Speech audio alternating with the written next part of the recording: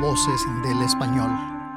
Voces del Español es un programa que nos muestra cómo nuestra forma de hablar el español refleja quiénes somos, cómo somos y de dónde venimos. Voces del Español es un programa dirigido por la doctora en lingüística Erika Erdeli, quien además es secretaria académica de UNAM Chicago. Bienvenidos nuevamente a Voces del Español. El día de hoy vamos a entrevistar a la doctora Sabine Pfleger. Ella es profesora e investigadora en la Escuela Nacional de Lenguas, Lingüística y Traducción de la UNAM y especialista en análisis del discurso, profesora de lingüística, de formación de profesores y bueno, toda una serie de cosas que hace. Pero bueno, el día de hoy la hemos invitado para que nos hable un poco sobre el discurso periodístico. Bienvenida a este programa, Sabine. No, pues muchísimas gracias a ti, Erika. Un gusto de volvernos a ver, ¿no? En este maravilloso programa tuyo y te agradezco mucho la invitación. Efectivamente, tu primera presentación en Voces del Español fue hace ya algún tiempo cuando iniciaba este programa. Hablábamos sobre manifestaciones del machismo en la lengua española. Y bueno, el día de hoy la intención es hablar sobre algo que creo que es muy relevante para el contexto mexicano-estadounidense y la relación pues bilateral que existe, porque con frecuencia estamos expuestos a leer noticias sobre la realidad migrante que compartimos entre México y Estados Unidos y bueno, lógicamente también viene esto desde Centroamérica y Sudamérica.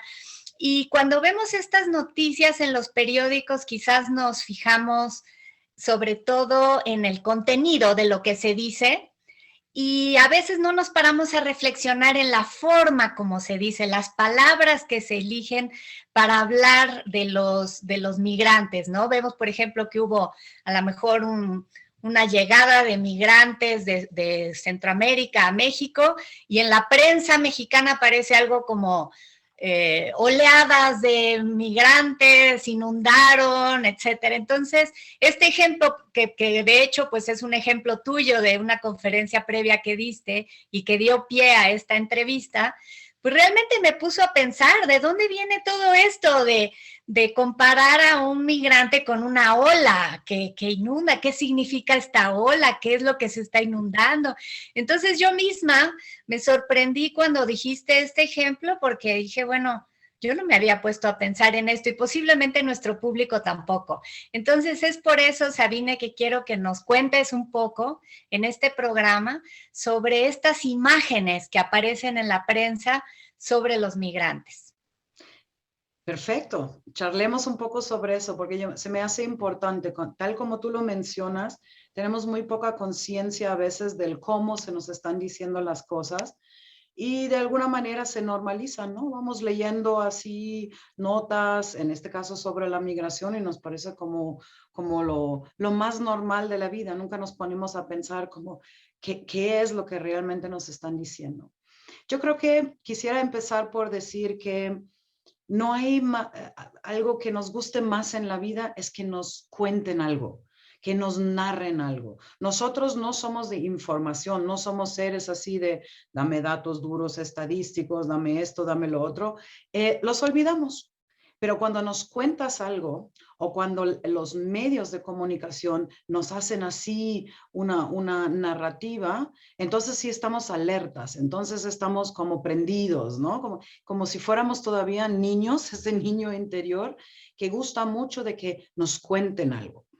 Entonces, a partir de ese gusto por la narrativa, empieza a haber en los medios de comunicación una manera del cómo hacernos una narrativa.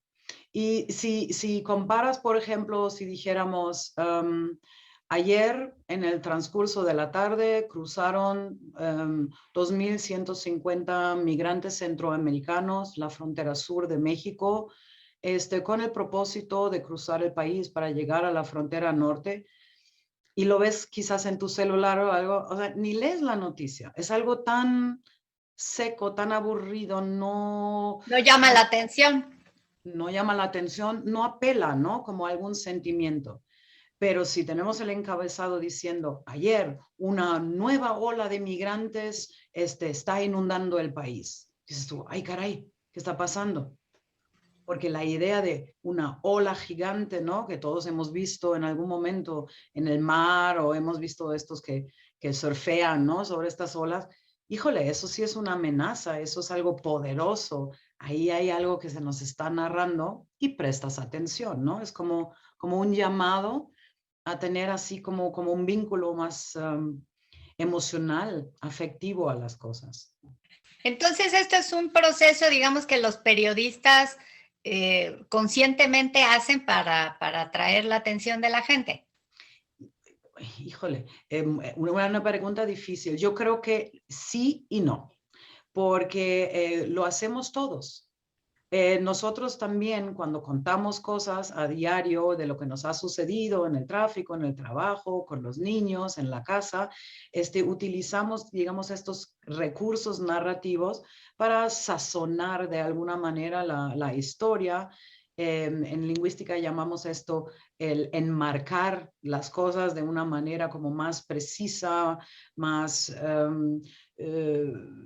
rica, ¿no? En contenido. Entonces, es un mecanismo que todos hacemos, todos los seres humanos. Pero estoy segura que dependiendo del medio de comunicación y la ideología que tenga, por supuesto también hay un elemento consciente, ¿no? De escoger cierto tipo de esas enmarcaciones, en inglés se llama framing, para proveer a los lectores una idea de la migración, ya sea que uno está en contra de ello, lo vea como una amenaza, un ataque a la soberanía nacional, o si más bien lo vemos desde el lado humanitario, pobre gente, hay que ayudarles, ¿no? De acuerdo a dónde se ubiquen ideológicamente, yo creo que sí hay un elemento consciente en cómo crean esos encabezados, en cómo describen y narran la migración. Sí, al menos un sesgo, como dices, político, de si lo que percibes en esa migración es algo, como dices, que representa un peligro para alguien, o si es algo que es escandaloso porque está atentando contra los derechos humanos de los migrantes de los que se trata, ¿no? Entonces puede haber un discurso defensivo y un discurso de no, vamos a proteger o vamos a denunciar. Por el otro lado, nunca hay que olvidar de que los medios de comunicación al fin y al cabo son empresas que se dedican a vender sus productos, sus notas, sus periódicos, sus noticias en televisión, en radio o donde sea, en la plataforma que sea. Y entonces, obviamente, tiene que haber un elemento de venta, ¿no? Y entonces, también tenemos esta como diría yo, esta disposición cognitiva a que sea siempre algo superlativo, fuera de lo normal, especial, sobresaliente. Eso es lo que nos llama la atención y con eso esperan encontrar más lectores y con ello tener más ventas. O sea, no hay que olvidar eso, ¿no? Yo creo que es una falacia pensar que los medios de comunicación sencillamente o simplemente cumplan con una función de informar, ¿no? Claro, y bueno, además en México tenemos una doble realidad con el tema de la migración, ¿no? Una realidad son los que llegan a México y otra los que se van de México hacia Estados Unidos, ¿no? Este flujo que va de sur a norte, que nos hace a lo mejor ver la realidad de una forma muy distinta, ¿no? Yo he visto que los estudiantes extranjeros que se acercan a la UNAM se escandalizan mucho con las notas que leen en los periódicos sobre cómo tratan a los migrantes mexicanos en los Estados Unidos y les parece un escándalo, ¿no? Pero cuando analizamos las notas sobre cómo se trata a los migrantes centroamericanos en México, se sorprenden porque esa realidad no la conocen tanto, ¿no? Exactamente, o sea, lo que tú dices, México dentro, o sea, hay muchísima migración en el mundo, ¿no? Esto quizás se ha dicho de antemano, ¿no? Y hay estudiosos que consideran que el fenómeno en sí de la migración va a ser uno de los problemas más grandes en el siglo XXI, ¿no? La gente migra por miles de razones, problemas económicos, de violencia, huyen de guerras, de sequías, de todo tipo de persecuciones, etcétera, ¿no? Y en México tenemos una especie como de lupa, ¿no? Donde podemos ver varios fenómenos que existen en simultaneidad.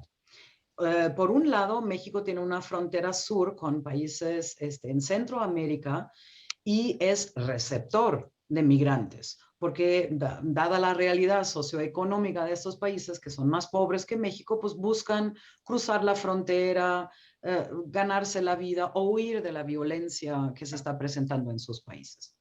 Luego tenemos un segundo fenómeno que quizás no sea tan conocido, que es la transmigración, que son esas mismas personas centroamericanas que cruzan México para llegar a la frontera norte entre México y Estados Unidos. O sea, nunca tienen en un principio la idea de quedarse en el país, ¿no? Solamente lo usan como un pasaje, ¿no? Para cruzar.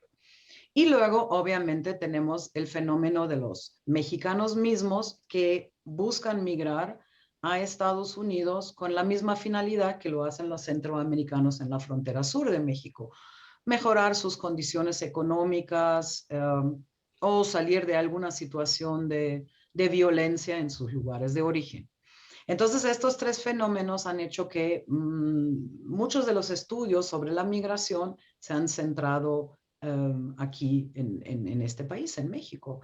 Y claro, también la manera como los medios atienden estos tres fenómenos migratorios. O sea, de qué manera lo reportan, lo narran, lo encuadran, ¿no? O sea, con qué ideas. Y es muy distinto.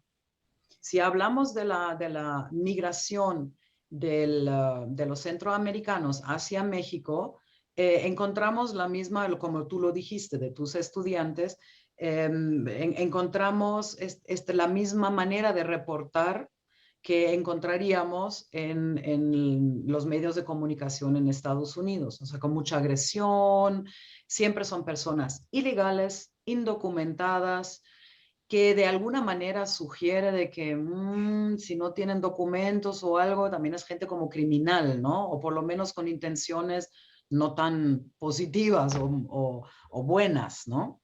Entonces podemos esperar en estas notas adjetivos justamente negativos, ¿no? Como esto que dices que la ilegalidad se asocia con el no tener documentos, con el estar transgrediendo la ley, estar fuera de la ley. Absolutamente.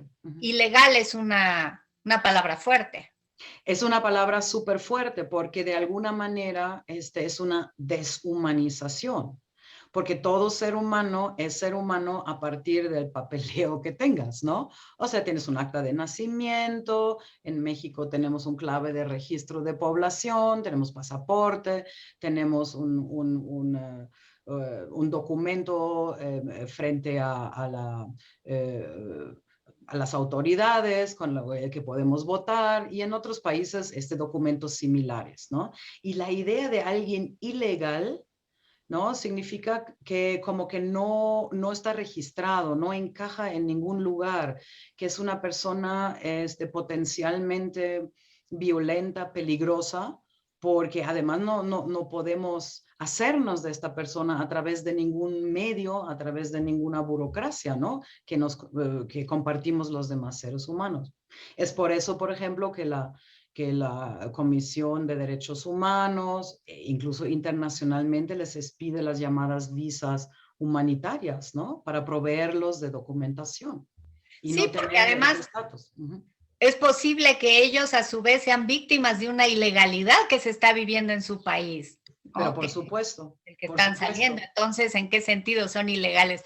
Pero bueno, háblanos un poquito, Sabine, sobre la labor de un lingüista como tú que se dedica al análisis del discurso. O sea, ¿cómo se acerca un analista del discurso a un fenómeno como este de la migración?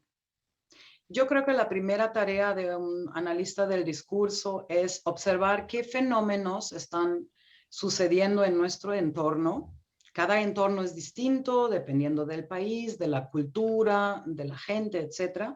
Pero en el entorno en el que uno vive y se desempeña, observar qué fenómenos hay. De racismo, de clasismo, de migración, de género, situaciones múltiples, o de COVID, ¿no? De la pandemia, etcétera. Puede haber múltiples fenómenos. Y luego, ¿cómo hablamos de esos fenómenos?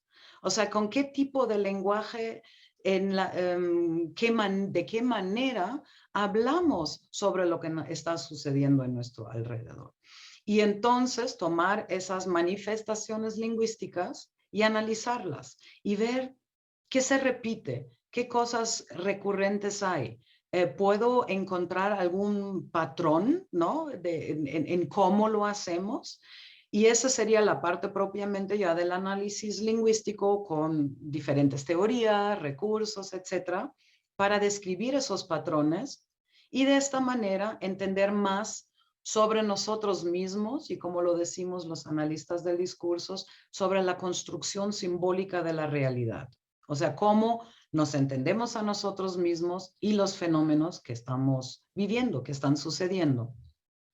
¿Y qué patrones has encontrado con este tema de la migración en el discurso? Fíjate que pasa una cosa muy chistosa. En nuestra mente funciona de múltiples maneras. Entonces, si partimos otra vez de los tres tipos de migrantes de los que hemos hablado anteriormente, es muy distinto la manera de hablar de cada uno de ellos, ¿sí? Y lo que subyace de alguna manera es la idea de que un país, en este caso México, es una especie de una cosa fortalecida, que tiene delimitaciones, que son sus fronteras y que hay que protegerlas porque de alguna manera protegen a la gente que está adentro. Y si ahora viene alguien a violar de alguna manera estas fronteras, se mete, además ilegalmente, así como si lo hiciera sigilosamente de noche. Y entonces hay que defender, ¿no? Estas fronteras, hay que proteger la gente de adentro contra esa marea, frecuentemente se usa esa palabra, de inmigrantes, ¿no? Eso sería para los centroamericanos que vienen a quedarse a trabajar en el país. Los que transmigran no se les ve de la misma manera, ¿no? Sino más bien son un factor económico más, ¿no? Pasan de la frontera sur a la frontera norte y donde hacen paradas, pues ahí se genera incluso una economía donde se les vende comida, se les da hospedaje, en fin, al fin y al cabo no se quedan, ¿no? Son como viajeros que nada más hacen una trayectoria y nos quedamos a un lado viendo el mundo pasar. Cuando se trata de los propios migrantes, es decir, de los mexicanos que se van a Estados Unidos, de repente pensamos a estas fronteras diferentes, ¿no? Y nos enojamos cuando son discriminados en Estados Unidos pensando, ¿y estos por qué quieren proteger su frontera? ¿No? De la misma manera como lo queremos nosotros, y hay mucha crítica y se les considera víctimas de explotación, víctimas de violencia, víctimas de racismo, de discriminación y de todo tipo de cosas negativas, ¿no? Como entonces, si en México no hubiera. Ajá. Entonces, la perspectiva con la que veo un fenómeno, en primer lugar, es como lo más importante, ¿no? Y de ahí se va perfilando toda una diferenciación en la que vemos que migrante no es igual a migrante, dependiendo de dónde viene, a qué grupo pertenece y con qué finalidad migra al fin y al cabo. Sí, esta imagen de la marea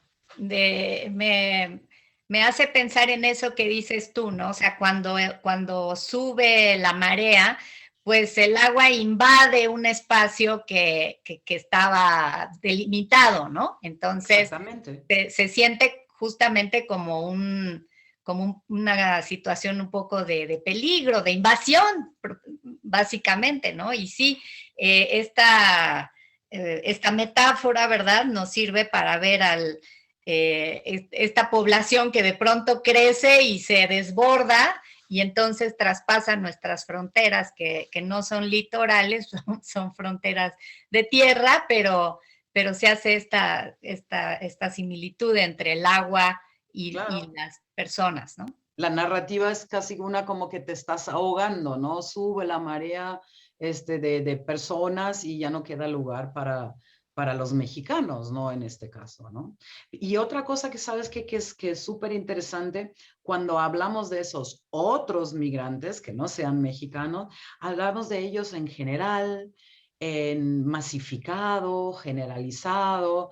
Fueron 1,000 centroamericanos, los hondureños, no sé, 300 haitianos, etcétera, ¿no? Hablamos de ellos como despersonalizado, deshumanizado, como en colectivo, en plural, ¿no? Y entonces eso también da la idea de masas impresionantes. Sin embargo, 300 haitianos que estén varados en Tijuana, pues francamente, frente a una población de 120 millones no es nada, ¿no? Pero la idea de hablar de ellos en plural es terrible. Lo que encontré cuando se habla de los mexicanos que migraron a Estados Unidos, tenemos como narrativas personalizadas. Ahí se habla de Manuel, que se fue de México en busca de un buen trabajo, o de Rosa María, que llegó a Chicago para trabajar allí en la cocina de su prima.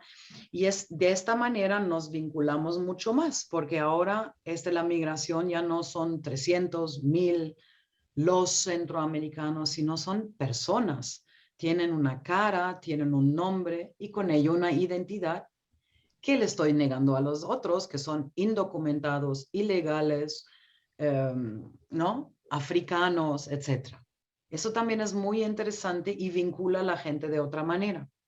Y si cuento la historia de Rosa o de Manuel y de lo que les sucede en Estados Unidos como migrantes, de alguna manera me identifico y digo, ay caray, sí, claro, es mexicano o mexicana como yo, y qué injusticia, y qué les están haciendo, ¿no? Mientras que los otros son ellos, la multitud, las masas, no son de mi grupo, no los veo igual a mí. Y ahí es donde se generan diferentes grados de apreciación de lo que implica ser migrante.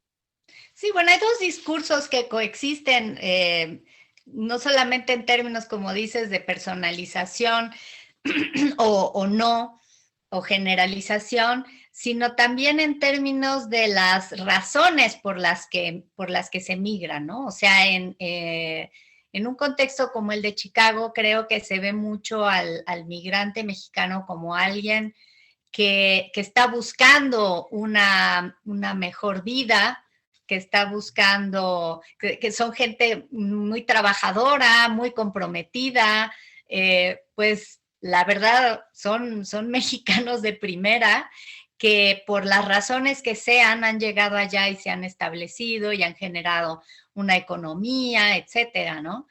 Pero por otro lado está la idea que tienen en otros círculos del migrante que migra por razones perversas, ¿no? Para llevar droga, para llevar crimen, para aprovecharse de condiciones buenas de vida y utilizarlas mal.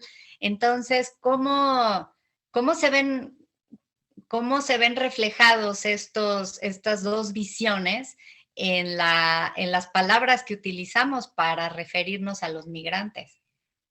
Sí, exactamente. Sobre todo si recordamos una retórica súper fuerte que hubo en Estados Unidos con el presidente Donald Trump, se refería, pero en categorías extremadamente negativas hacia esos mexicanos y que de ninguna manera corresponden a la realidad, ¿no? Eran violadores, eran transgresores, eran bad hombres.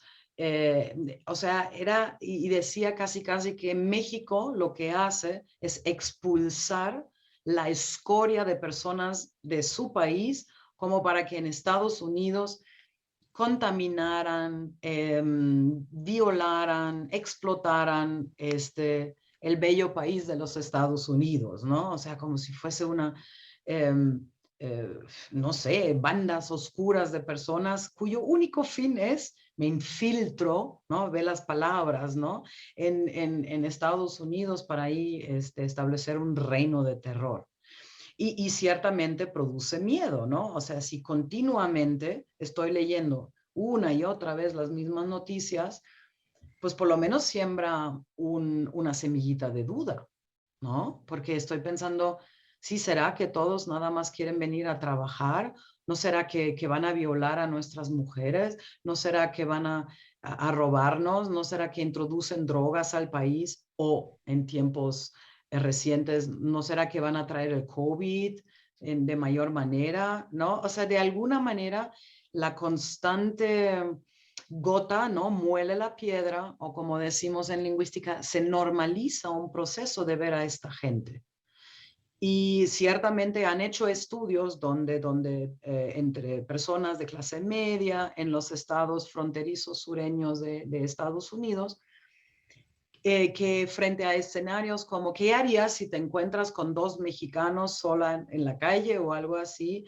Expresan temor o por lo menos incertidumbre porque no pueden leer qué intenciones podrían traer a estas personas.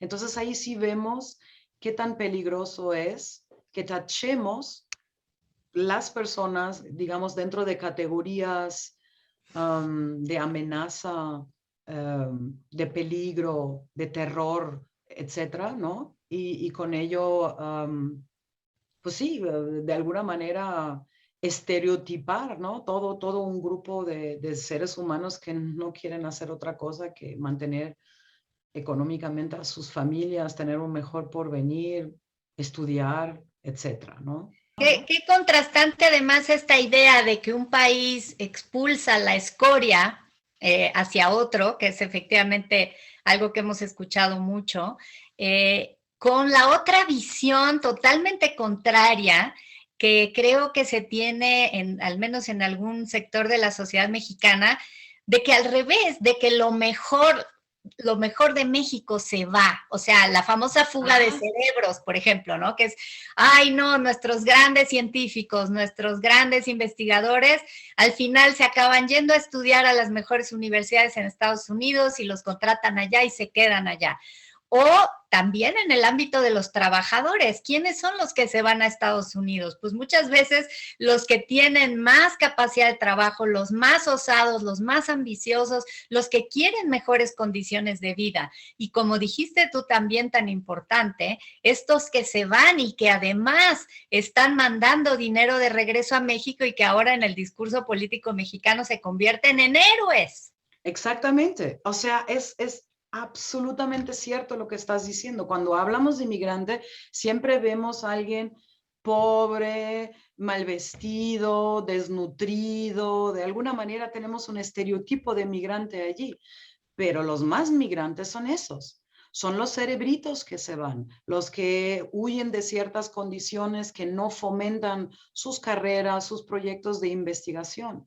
Son personas altísimamente especializadas que trabajan en plantas desde petroleras hasta de ingeniería en no sé qué cosa, se van del país porque ahí es donde se pueden desempeñar óptimamente. No es una migración de la que hablemos.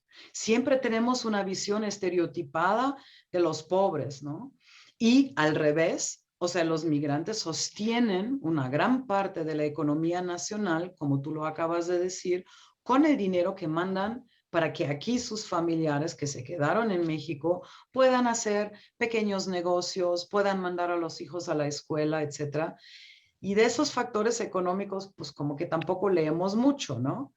Porque la narrativa que gusta es esa de la del pobre, de alguna manera una persona, no sé, ¿no? No tan claramente dibujada, quién sabe de qué intenciones tenga, y luego se sientan en ese tren y arriesgan su vida y se van del otro lado. Eso es como el migrante que queremos leer, que queremos ver, ¿no? O al cual estamos acostumbrados a leer. Y lo otro casi nunca lo tenemos presente. Uh-huh.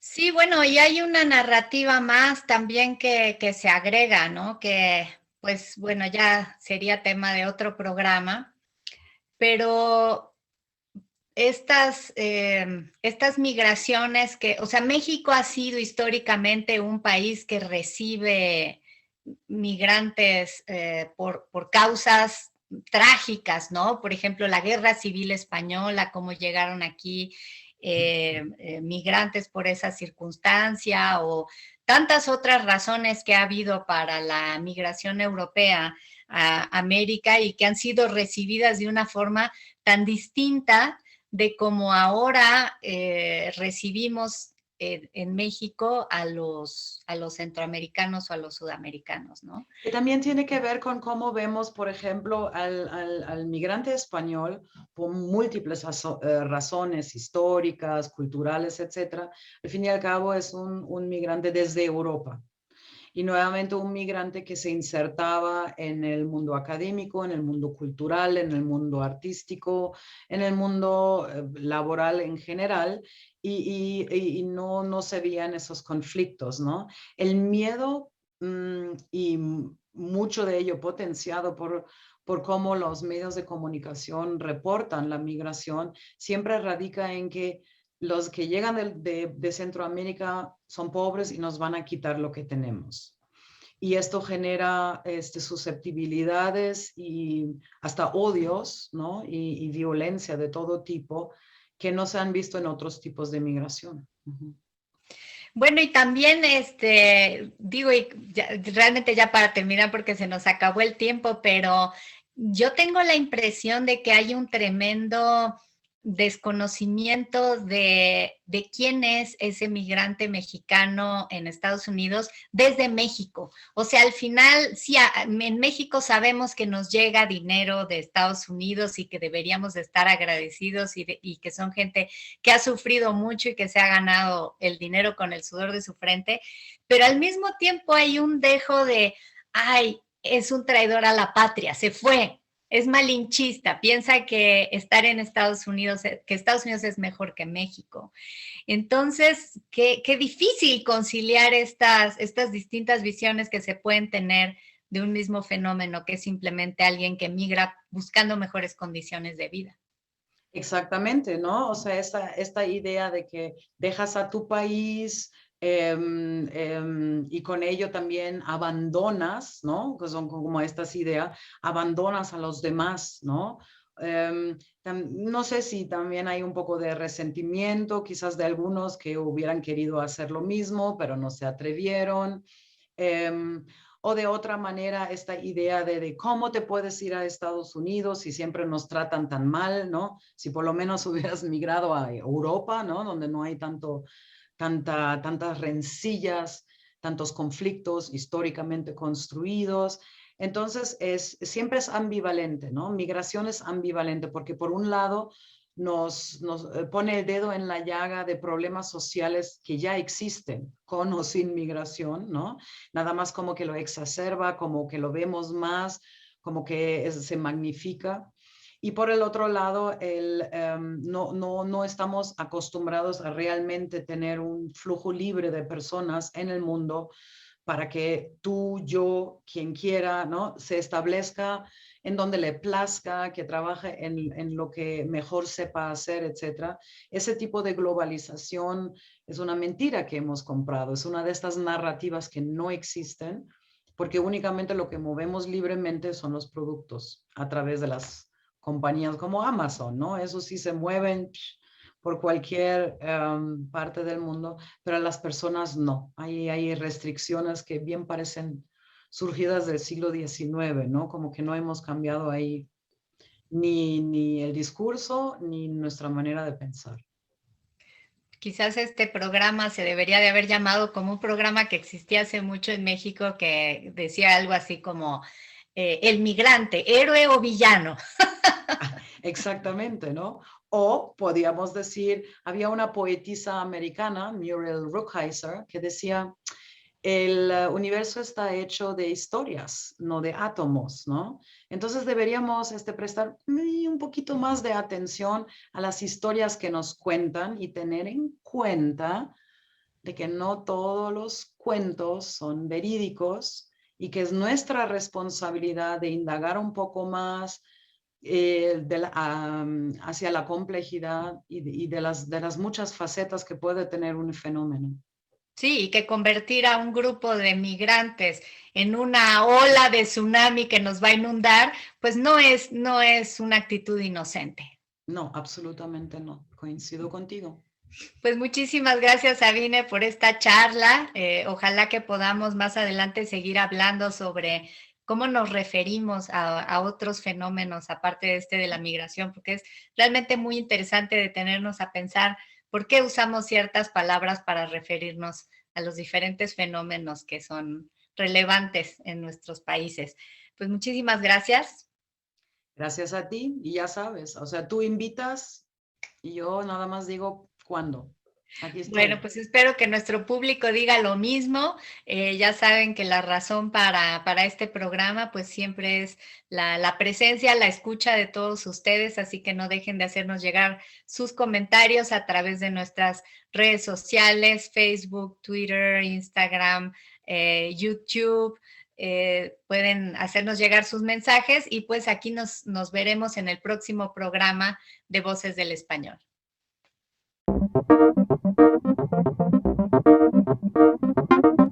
Thank you.